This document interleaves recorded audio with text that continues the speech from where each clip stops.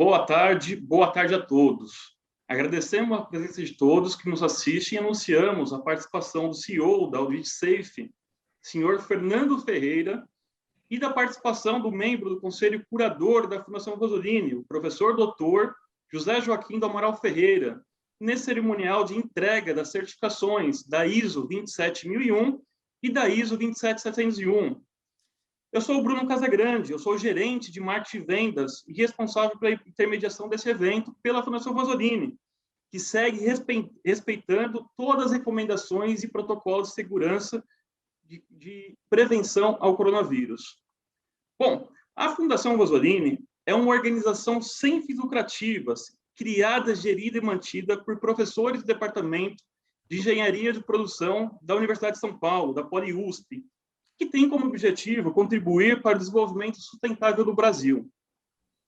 E é com enorme satisfação em tê-los aqui para a entrega dos certificados da ISO 27001, Sistemas de Gestão de Segurança e Informação, e da extensão dessa norma, ISO 27701, Gestão da Privacidade da Informação. Ao certificar a Audit Safe, a Fundação Rosolini garante que os processos de gestão do Sistema de Segurança da Informação e Privacidade de Dados da empresa, em conformidade com a Lei de Proteção de Dados Geral 13.709 de 2018, e com os requisitos das normas internacionais, garantindo a conformidade com essas leis. Para essa cerimônia, convido agora a gestora das normas de tecnologia da informação da Fundação Rosolini, Sara Corran, que vai falar um pouco sobre a norma e seus benefícios. Obrigada, Bruno.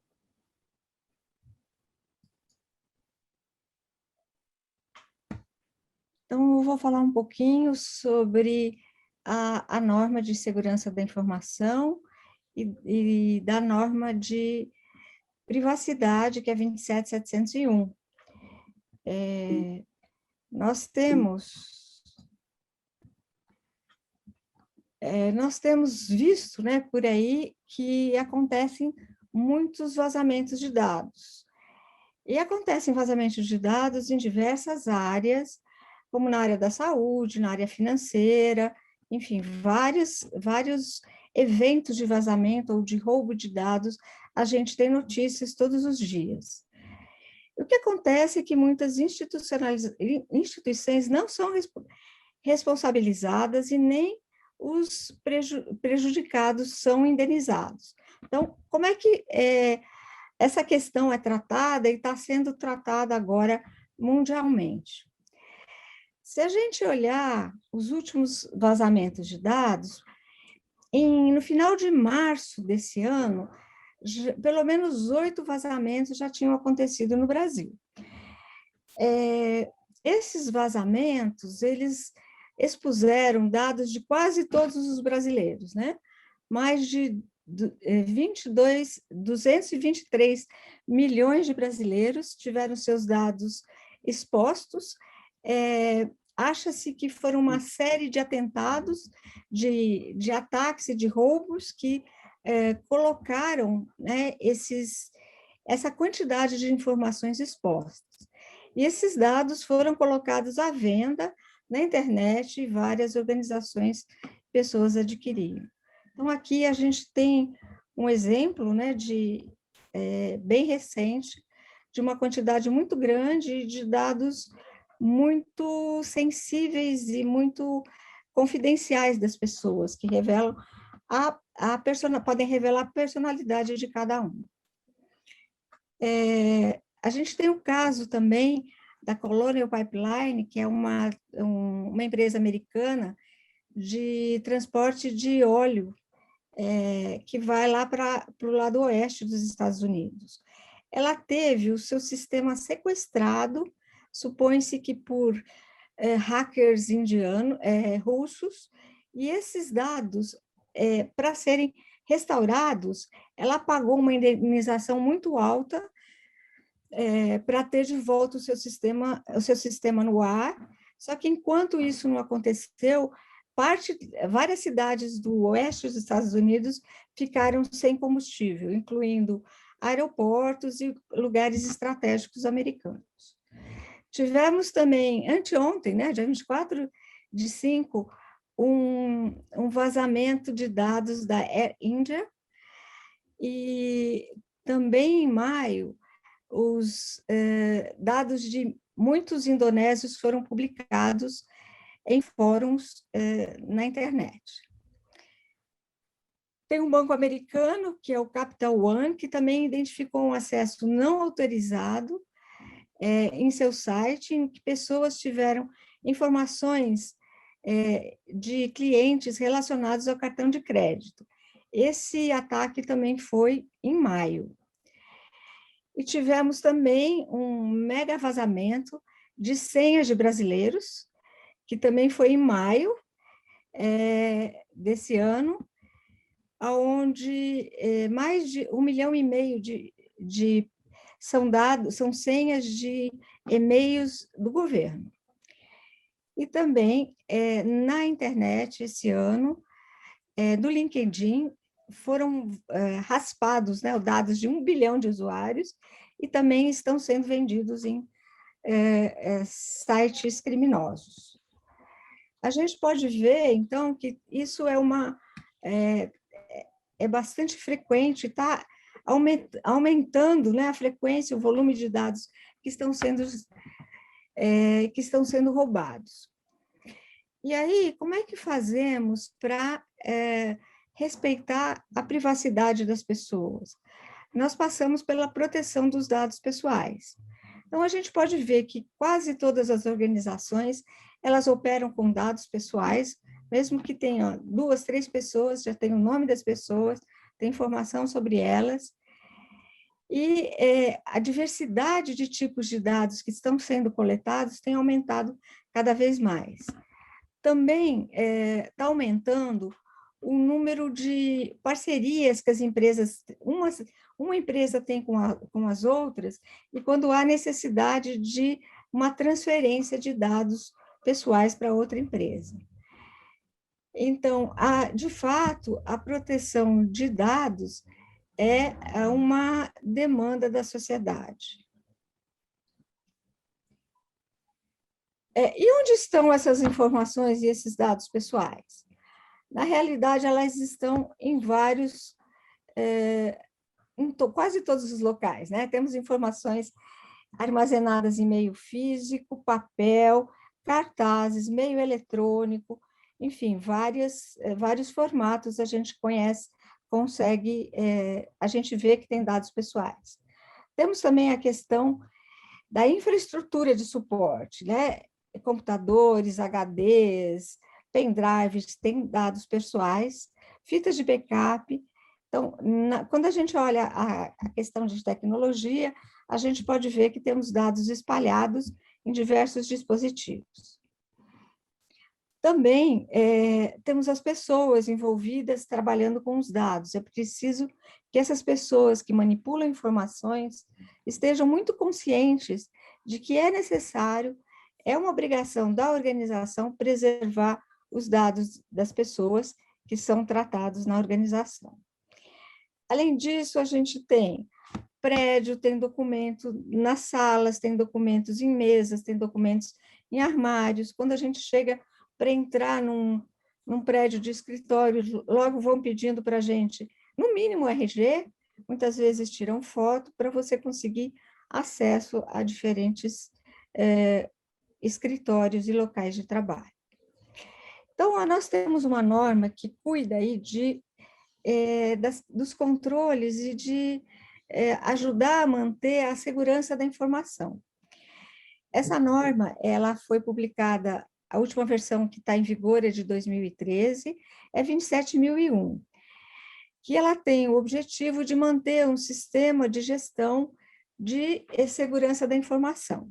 Então, é montado um sistema de gestão com base nessa norma, e isso ajuda as organizações a cuidarem das informações para que não sejam vazadas. Com a necessidade de proteger os dados pessoais, foi encomendado para a ISO uma norma que foi chamada de 27701, que, de fato, ela é uma extensão da 27.001. Ela não existe sozinha. Então, as empresas têm um sistema da 27001 e ele é estendido para cuidar, para incluir os controles e a visão da privacidade da informação. Então, com essa norma, a gente tem um sistema de gestão de segurança da informação e privacidade de dados. Nós temos, então, os pilares da segurança da informação e privacidade, que elas estão baseados em integridade, disponibilidade, confidencialidade, tratamento de dados pessoais e a proteção da privacidade. Então, a confidencialidade, integridade e disponibilidade, que são os pilares da 27001, eles foram expandidos para a proteção de dados e tratamento de dados pessoais na norma 27701. Essa norma, ela foi construída pela ISO por uma solicitação da União Europeia, que trabalhou e publicou uma norma de proteção de dados pessoais e privacidade. Em 2016, a GDPR ela foi publicada. E a União Europeia encomendou para a ISO uma norma que ajudasse a garantir a aderência da GDPR, que desse mais confiança. Então, essa norma foi a 27701, e então ela ajuda a GDPR também, como também ajuda a LGPD, que é a Lei Brasileira de Privacidade, que foi criada baseada na GDPR. Então, a legislação também já está se preocupando com a privacidade, né, a proteção dos dados, e, por outro lado, a certificação dá uma credibilidade para as organizações que estão buscando a aderência tanto à lei e usam as normas. O que a gente pode ver de benefícios internos com a adoção dessas normas? A gente pode ver uma melhoria aí na governança corporativa, que é centralizada e ajuda a direção das organizações a enxergar, a ver o seu sistema rodando, onde estão os problemas, poder corrigir, melhorar a eficácia da segurança da informação e privacidade. Ela pode também ajudar a gente as organizações a reduzirem o valor do seguro, porque ela consegue demonstrar para uma companhia que faz seguros que ela está tomando todas as iniciativas, tudo que é possível, né, para proteger os dados, e se realmente tiver um vazamento, pode ser um acidente. Parecido com a questão, né, que quando a gente faz seguro de carro, os corretores perguntam quem vai dirigir, qual é a idade, o carro fica na garagem, não fica, a gente pode fazer um comparativo aí nessa direção. A gente tem o foco também nas responsabilidades dos colaboradores, é muito importante. A gente não está falando só de TI, de fato, aqui a gente está falando de sistemas de gestão, processos, pessoas e tecnologia, e também o lado jurídico, que vai acabar fazendo aditivos nos contratos. Então, é muito importante a gente ter muito claro que nós não estamos falando apenas de TI e nem apenas da parte jurídica. A gente está falando em TI, está falando em processos e pessoas, e está falando também na parte jurídica, que tem que ser equacionada. Outro benefício é a redução de custos, que a gente consegue através da prevenção de incidentes de segurança da informação e privacidade. Como benefícios externos, a gente tem a conformidade, né, com a legislação brasileira e europeia, na LGPD e a GDPR. Se a gente olhar na publicação da norma 27701, lá no final, a gente tem um anexo onde os requisitos da lei, da GDPR, são mapeados na norma, e a BNT, na versão brasileira, colocou um outro anexo mapeando a LGPD na norma 27701, para garantir a cobertura. A gente tem as empresas têm um diferencial de mercado, a certificação sempre dá uma posição de destaque, um certificado dado por uma entidade independente. Nesse caso, temos também a aceitação internacional, a gente está falando da ISO, e aumenta aí a confiança das partes interessadas, né, dos clientes, fornecedores e outros órgãos reguladores. A gente pode, numa vistoria da Agência Nacional de Proteção de Dados, a certificação da 27701, ela pode e deve ser apresentada. Era isso, eu queria agradecer aí a todos e retornar para o Bruno. Sara, muito obrigado pela sua participação. E agora eu passo a palavra a Elisa Giraldini, diretora de operações da AuditSafe, que vai falar justamente sobre os desafios na implementação dos sistemas de gestão de tecnologia da informação. Obrigada, viu, Bruno? Obrigada, Sara. Eu acho que, inclusive, seria pertinente colocar aqui que sem auditoria nada seria possível, né? Manter um sistema de gestão vivo, atualizado, e é super importante a cada auditoria a gente melhora mais, né? Deixa eu passar agora aqui a apresentação para vocês. Eu agradeço a presença de todos que estão aqui na live comigo e a todos que estão assistindo também, tá?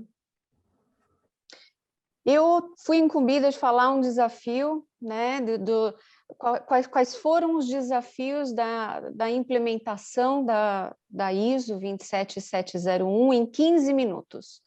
Então, eu acho que esse é o meu maior desafio no momento. Então, eu tentei selecionar os pontos chaves, macros, para a gente passar para vocês. Então, eu vou tentar ser bem breve e manter o horário, tá bom? Então, vamos lá. Bom, já somos certificados desde 2013, na 27001, logo que lançou a nova versão da norma. Então, a AuditSafe já vem trabalhando proteção de dados, né, segurança de dados, desde 2013, e a gente está falando aí de uma diferença de 49 controles, né? A 27701 ela é uma extensão da 27001. Então, por enquanto, parece estar tranquilo a implementação, né? A gente iniciou a implementação em 2019 e pontuamos aí, tentamos nos organizar desta forma, tá? Então, não podemos deixar de falar em risco primeiro, né? Em governança, onde a principal força-tarefa foi olhar para o escopo novamente, entender, sempre focado no nosso negócio, e traçar os objetivos do sistema de privacidade junto com o sistema de gestão de segurança. Então, precisamos estar sempre com foco no negócio, né, para entender aí o escopo, se ele está aderente. Traçamos uma estratégia de implementação versus os projetos internos, né? Todo mundo sabe que quando se pretende implementar um sistema de gestão, é necessário entender qual é a melhor estratégia para se implementar, né? Versus toda a demanda diária, toda a necessidade da empresa, né? A implementação ela vai abranger a empresa inteira. Então, é necessário um esforço de todas as áreas, né? Estabelecer novos riscos em virtude da privacidade e também o total envolvimento de todas as áreas de negócio para traçar esses riscos e também fazer parte da estratégia de implementação. e procurar sempre deixar todas as diretrizes, documentação, normativos, políticas, procedimentos, guias, muito claros e de fácil entendimento para a empresa toda, né? Deixar o canal aberto. Bom, iniciamos com um diagnóstico, o que faltava, né, para aqueles 49 controles adicionais. Iniciamos pelo mapeamento de dados e o fluxo de dados, então é uma parte desafiadora, sem dúvida nenhuma. Estabelecer controles para monitoramento efetivo frente aos riscos mapeados com os investimentos reduzidos. É um grande desafio, sem dúvida, né? Então, a gente tem que ter monitoramento, tem que mapear todos os riscos, né? A gente está falando de muitos dados, de todos os dados mapeados.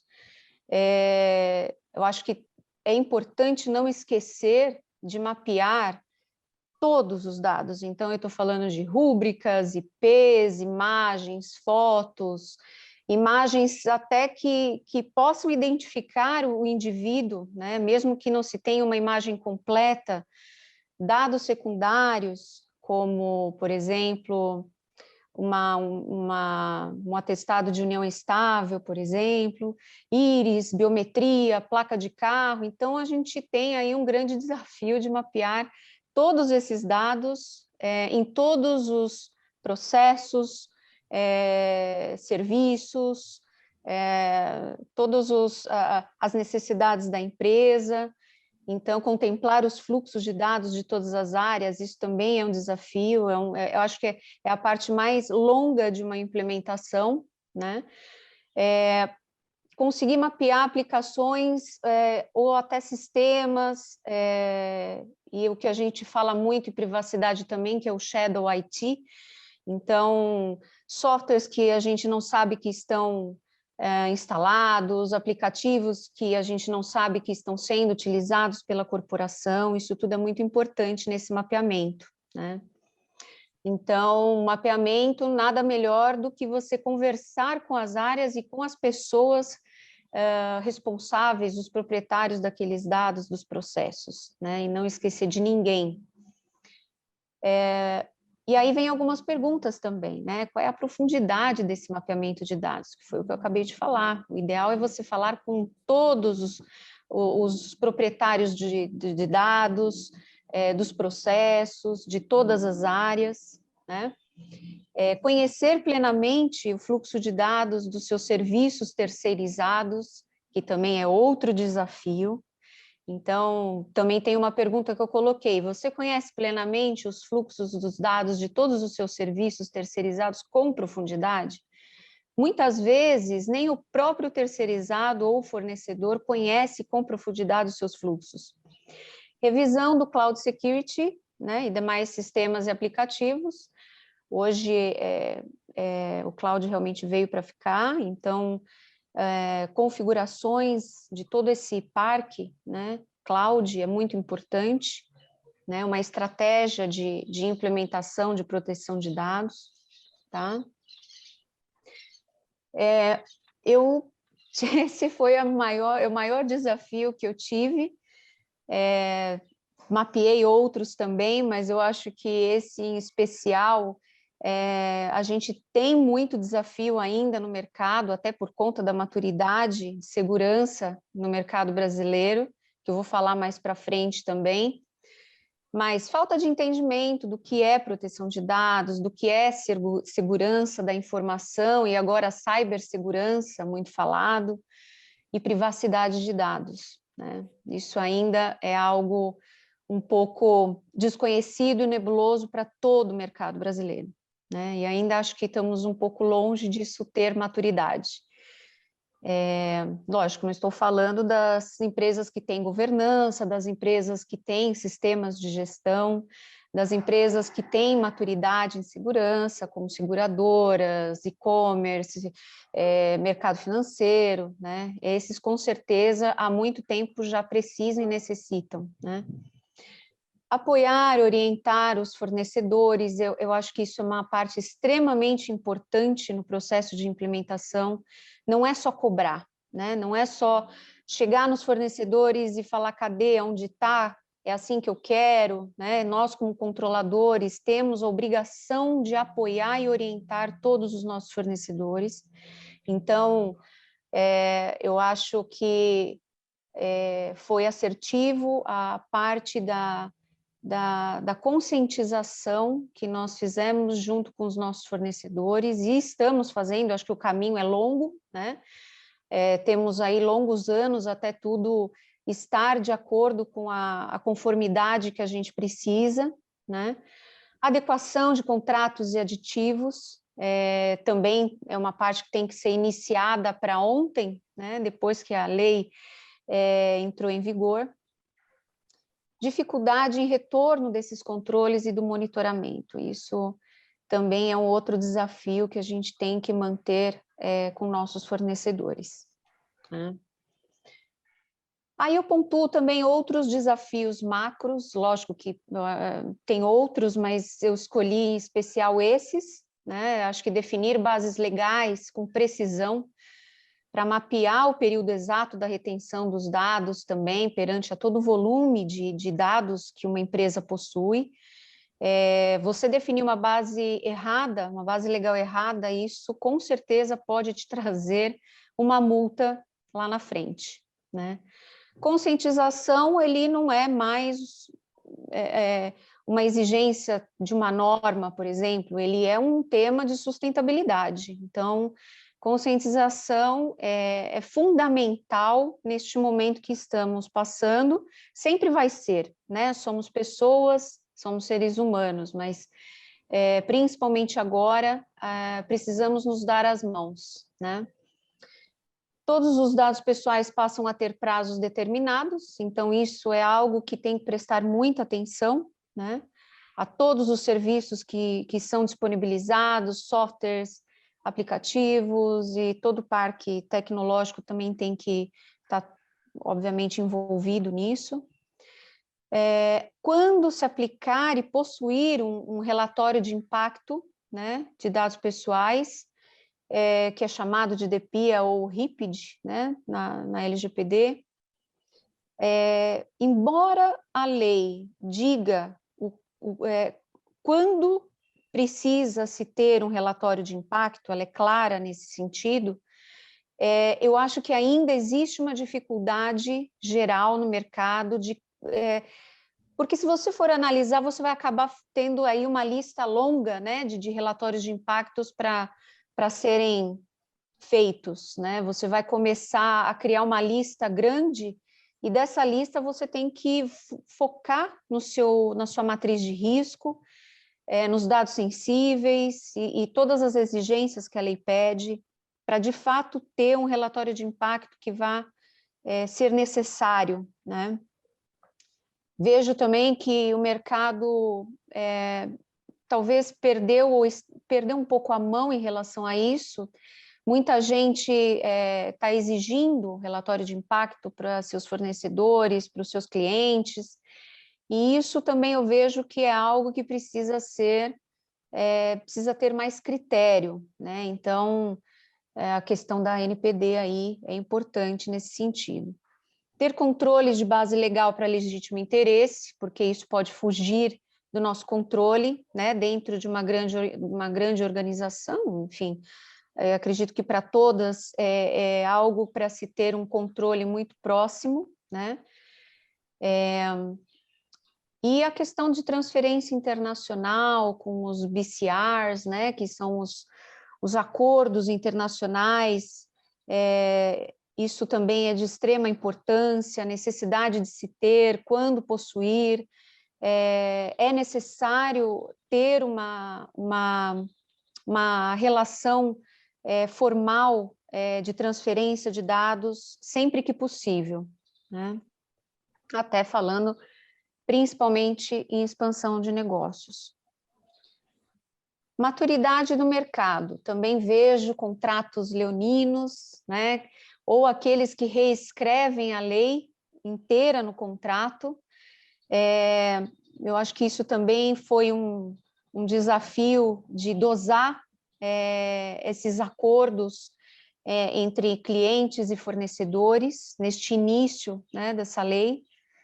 É aquilo que eu comentei, né, que o mercado está exigindo muitos relatórios a fornecedores sem critérios, sem necessidade, mesmo porque você tem informações confidenciais nesses relatórios, né, informações de negócio, informações financeiras, muitas vezes, informações de medidas técnicas, organizacionais. Então, é necessário ter um critério pela NPD ainda, né?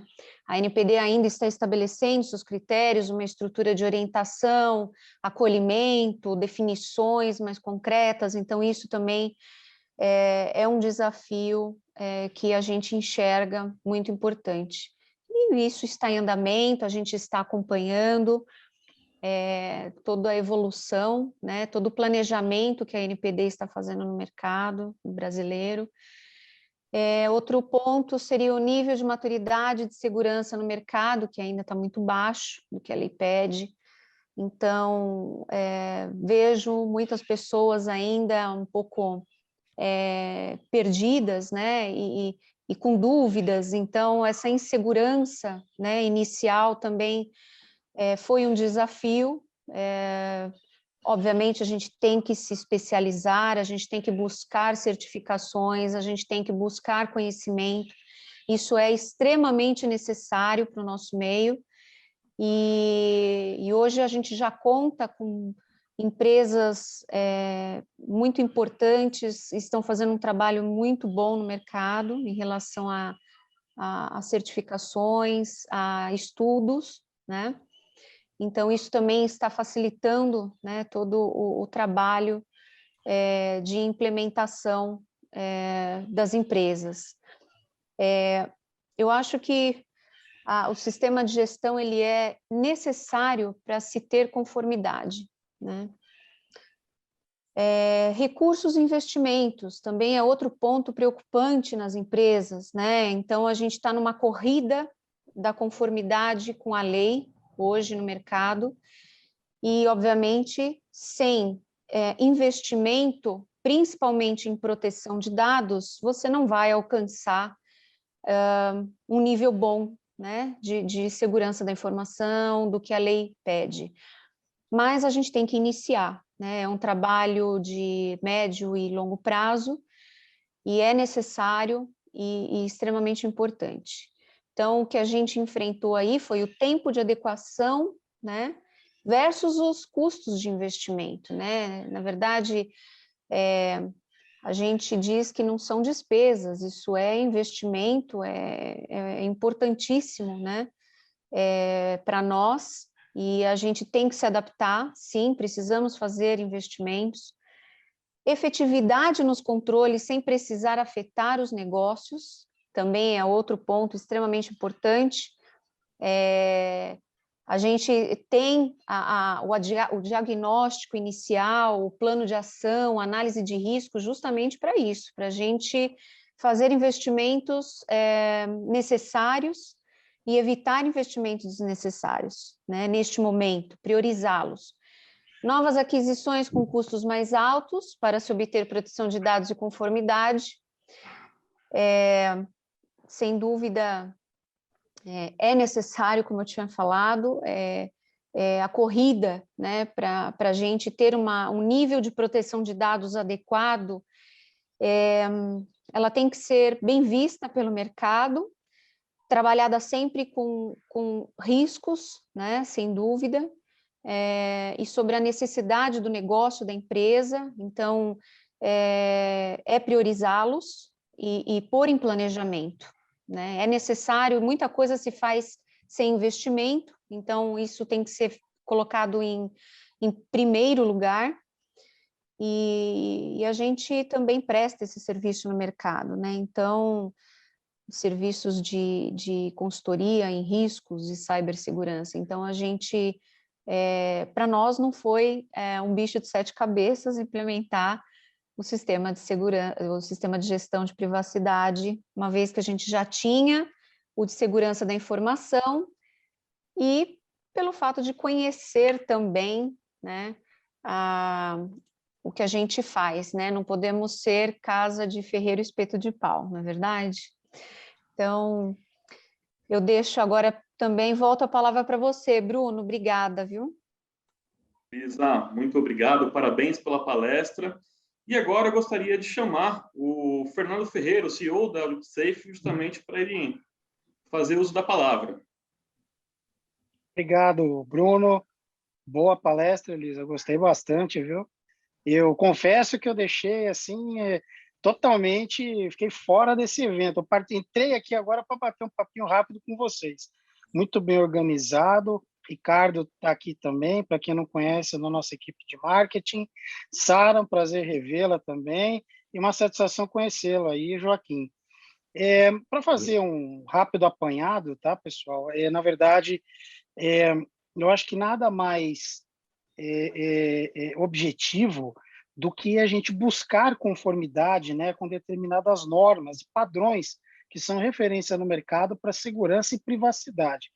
Eu sou até um pouco suspeito para falar sobre a adoção desses padrões internacionais, porque eu sou um profissional que vim da área de tecnologia, eu fui formado em segurança, em controles. Então, eu vejo esse tipo de norma com muito bons olhos, né? Para mim, para funcionarem as coisas, precisam se ter determinadas bases bem estruturadas, processos bem implementados, controles funcionando adequadamente. E para o Fernandinho aqui, que eu sou um pouco Caxias até com as coisas, sabe, as normas elas se encaixaram muito bem dentro do nosso contexto corporativo aqui da AuditSafe também. A Elisa encabeçou aí com muito sucesso essa questão e o desafio, né, de se tornar DPO da AuditSafe, onde a gente, tendo os sistemas de gestão da 27001 de segurança e de privacidade totalmente integrados, todos os nossos clientes que fazem algum tipo de contato conosco, seja desde o e-mail que manda lá no nosso site, até o fechamento de um negócio, um call de alinhamento, a entrega, a execução do projeto, a entrega, e depois o desfecho, né? Porque tem que ter um fim. A Elisa sabe até melhor do que eu. Chega um determinado período, a gente tem que sumir com determinadas informações. Não dá para se mantê-las aqui para o resto da vida. Então, esse ciclo nosso também, ele foi muito beneficiado com essa questão dos dois padrões que a gente adotou, né, das ISOs de segurança e de privacidade. Então, todos aqui na empresa tiveram uma colaboração muito forte. Foi um trabalho de parceria também, né, com a própria Fundação Vanzolini, né, eles vieram aqui, olharam, nos ajudar, contribuíram, eles trouxeram também a experiência muito forte deles de mercado, onde eles já viram tais situações e outras empresas que eles auditaram, outras formas que eles viram de ver as mesmas situações que a gente tinha aqui dentro de casa, né? Então, só para resumir, quero agradecer aí a todos que estão aqui comigo hoje na live, e a Vanzolini, que, olha, nós já somos clientes de vocês desde 2013, praticamente, né? E estamos renovando porque a gente tem uma parceria bacana. Vocês não são inspetores, vocês são auditores modernos, na minha opinião, porque vocês colaboram com a gente também, sabe? Em tudo que a gente faz. Obrigado, Brunão. Fica contigo aí a palavra. Obrigado, Fernando. Parabéns. Bom, agora eu queria convidar o professor doutor José Joaquim Amaral Ferreira, justamente para proferir suas palavras aí e realizar a entrega das certificações, né? Da ISO 27001 e da 27701, que é a extensão da 27. Bom, muito boa tarde a todos. Fiquei muito feliz em ver o evento, em ver a qualidade das apresentações, a Sara com uma visão bastante geral, bastante importante dos riscos e perigos da não implementação desse tipo de norma. Inclusive, no cantinho da apresentação dela, parecia um prédio curvo ali. Quem fez a Politécnica na USP sabe que ali é o prédio do biênio. A gente chamava de cirquinho, porque ele tem esse formato circular e o professor ficava embaixo, é um tipo de anfiteatro circular. E aí os alunos brincavam que eles ficavam na arquibancada e os palhaços ficavam lá embaixo, que eram os professores. É uma história pitoresca. Mas é muito bonito, um prédio muito bonito. E o fato da gente estar ligado à USP é uma coisa que nos orgulha muito. Tanto que aqui, infelizmente, não dá para ver, mas aqui atrás da minha cabeça, na minha parede, tem um mapa, uma concepção artística da cidade universitária, em 3D, que é muito bonito. Eu estou sempre com a USP aqui do meu lado. Também sou professor na USP. Mas o que eu gostei muito foi o profissionalismo e a competência no conhecimento do problema. A própria Elisa citou durante a palestra dela o problema legal aí da adaptação dos contratos, a adaptação dos termos legais, exigências. Por quê? A gente tem observado que o pessoal que não tem experiência com segurança de informação, eles, quando viram o surgimento da lei, na Lei Geral de Proteção de Dados, eles chamaram uma equipe de advogados. E advogado entende de lei, mas não entende nada de processo, não entende? Entende processo no tribunal, mas de processo produtivo, processo na empresa, etc., não conhecem. Então, eles fazem o que eles sabem e saem aquelas aberrações, como a Elisa colocou, que ficam exigindo milhões de coisas, inclusive coisas que são confidenciais da empresa, eles ficam exigindo que você divulgue, passe para outros. Então, esse é um problema que a gente tem, além de lidar com o pessoal do governo que está aí atrás com a agência, né, de proteção de dados, que está em cima da gente, você tem que lidar com os advogados que realmente não entendem muito bem o nosso problema. Eu acho que o passo que vocês deram foi um passo extremamente coerente, extremamente sábio, no sentido de chamar uma avaliação externa de alguém que está no campo, alguém que trabalha com as empresas, gente que conhece o problema e que faz uma auditoria de valor agregado, como o próprio Fernando lembrou. Nós não somos fiscais, não vamos lá para cobrar, nós vamos lá para verificar se a norma que está sendo utilizada, ela está sendo atendida pelo sistema que a empresa implementou. Custa dinheiro, isso é investimento, como a própria Elisa colocou. É difícil. Será que o que nós conseguimos atende ao que a norma pede? Então, essa autoavaliação, eu acho que está bom, mas será que está bom mesmo? Então, esse eu acho que, perante o mercado, ele tem algumas restrições. As empresas que são clientes de vocês, escuta, você acha que está bom, mas como é que eu vou ter certeza? Qual é a garantia?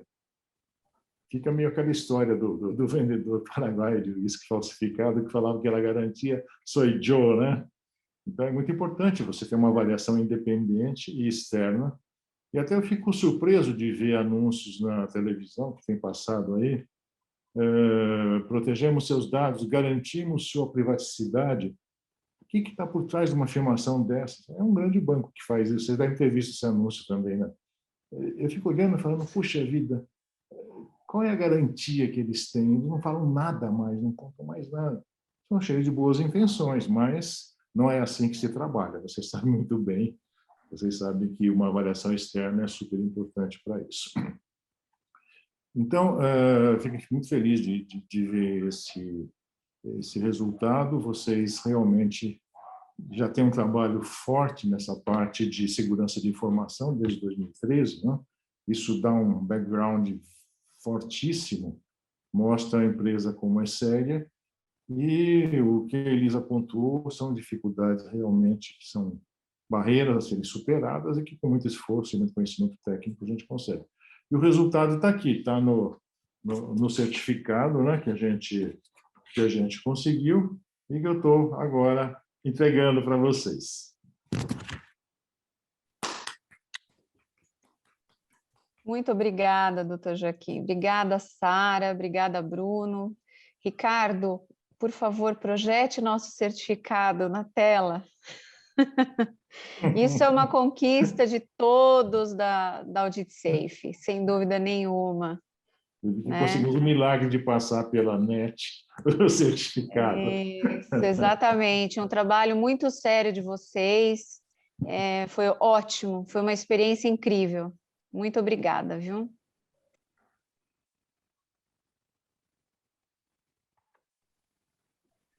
Elisa, muito obrigado. Fernando, novamente, muito obrigado, principalmente por vocês terem escolhido a Fundação Gozolini. Deixa eu aproveitar aqui o momento para fazer um pequeno merchan, né? Acho que é importante dizer que a Fundação Gozolini é a maior certificadora aqui das Américas, tá? Nós temos aí, nossa base, cerca de 3.000 clientes em diversos segmentos e ramos de atividade, né? Eu costumo até dizer que a Fundação Vasorini faz parte do dia a dia das pessoas sem que elas saibam, né? Desde a certificação de componentes automotivos, sistemas de segurança da informação, uma infinidade de coisas. Então, nós participamos do dia a dia de vocês sem que, às vezes, vocês percebam, né? Então, novamente, eu queria agradecer a participação da Sara, pela organização do Ricardo, parabéns, Ricardo, ficou ótimo, maravilhoso. Agradecer ao professor Joaquim e, principalmente, aos que estão nos acompanhando aí pela internet. Então, acho que é isso. Se caso algum de vocês queiram fazer mais alguma colocação, passo agora, senão a gente encerra por aqui. Não? Tá ótimo. Então, estamos encerrando por aqui. Então, boa tarde a todos, tudo de bom e cuidem-se. Obrigada, igualmente. Tchau, tchau. Tchau, tchau. Tchau, tchau. Tchau, obrigado. Tchau.